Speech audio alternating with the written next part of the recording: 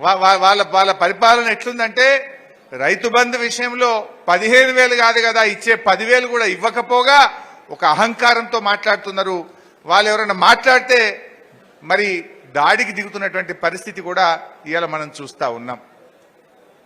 అదేవిధంగా ఆసరా పెన్షన్ కేసీఆర్ ఉండగా 200ని 2,000 చేసిండు.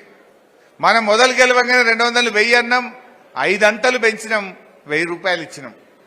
మళ్ళా గెలిస్తే 1000ని 2,000 చేస్తామన్నాం, మొదటి నెలలోనే నెలకు 2,000 రూపాయలు ఇచ్చినాం. మరి ఈరోజు 10 ఏళ్ల కేసీఆర్ పాలనలో 200 ఉన్న పెన్షన్ 2,000 అయింది. అంటే 10 అంతలు పెంచిండు పెన్షన్ కేసీఆర్ గారు. 10 అంతలు 10 టైమ్స్ 200 కాస్త 2,000 చేసిండు 10 ఏళ్లలో కేసీఆర్. కానీ ఇదే కాంగ్రెస్ వాళ్ళు మేము 4,000 చేస్తాము అన్నారు. డబులే, 10 అంతలు కాదు, 2,000 4,000 అంటే డబులే కదా. పోనీ ఆ డబుల్ కూడా ఏమన్నారు ఆ రోజు, అవ్వ ఇప్పుడు నీకు పెన్షన్ ఎంత వస్తుందంటే 2,000 వస్తుంది అన్నది ఒక అవ్వ.